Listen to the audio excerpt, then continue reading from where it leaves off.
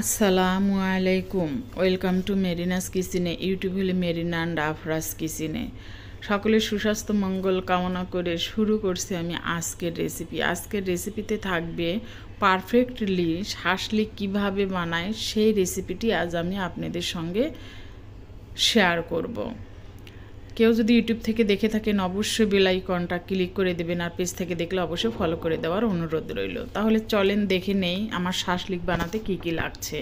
আমি নিয়েছি চিকেন, পেঁয়াজ, ক্যাপসিকাম, লাল, হলুদ এবং সবুজ, নিয়েছি গাজর। আর এখানে আপনারা দেখতে পাচ্ছেন পেঁয়াজগুলো কিন্তু আমি গোটাটায় পাপড়িগুলো ছাড়িয়ে নিয়েছি। এখানে আমি চিকেনগুলো একটি বলের মধ্যে নিয়ে নেব।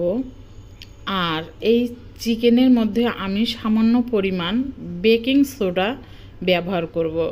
এখানে একটি টিপস দেই আপনাদেরকে।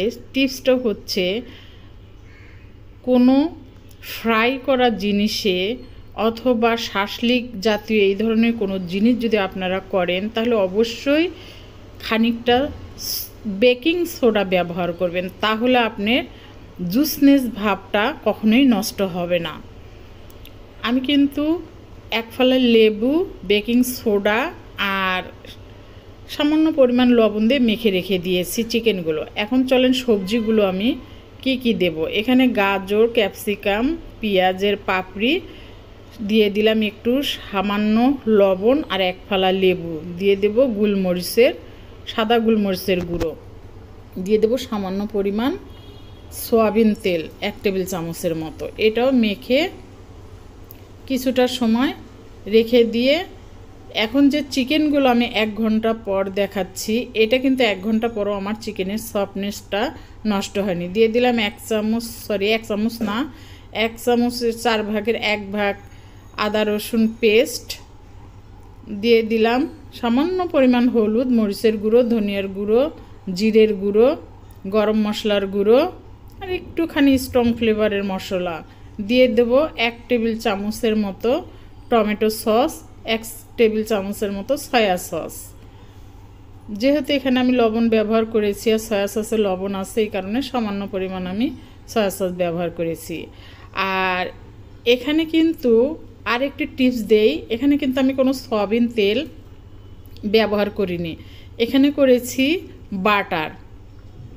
এই বাটারটা ব্যবহার করলে কি হয় জানেন, আপনার শুষ্ক ভাবটা কখনোই হবে না। আর সয়াবিন তেলটা ব্যবহার করলে উপরে শুকনো শুকনো দেখা যায়, ড্রাইনেসটা দেখা যায়। আর এই বাটার ব্যবহার করলে কিন্তু কখনোই ড্রাইনেসটা আপনারা দেখতে পারবেন না। অবশ্যই শাসলিক বানানোর সময় আপনারা বাটারটাই ব্যবহার করবেন, সয়াবিন তেলটা ব্যবহার না করে। আর বারবার উল্টে দিবেন আর ব্রাশ করবেন বাটার দিয়ে, দেখবেন। আর এই জুসি ভাবটা নষ্ট হওয়ার আগেই কিন্তু এটা নামাতে হবে। বেশি ভাজা যাবে না বা বেশি ড্রাই করা যাবে না, বেশি শক্ত করা যাবে না, তার আগে নামিয়ে ফেলতে হবে এই শাসলিকটা। এখানে একটি কথা বলি, এই রেসিপিটা কিন্তু আমার রমজান ঈদের, এখনকার নয়।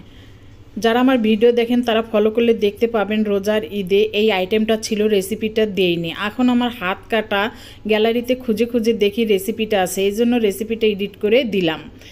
আর এই শাসলিক কিনতে কত টাকা লাগে, এই এখনকার জেনারেশন কত টাকা দিয়ে শাসলিক কিনে খায় তা জানেন? এই শাসলিক বাসায় বানিয়ে বাচ্চাদেরকে দিলে বাচ্চারা এনজয় করে। ধন্যবাদ সবাইকে। ভালো লাগলে লাইক কমেন্ট শেয়ার করতে ভুলবেন না। আসসালামু আলাইকুম।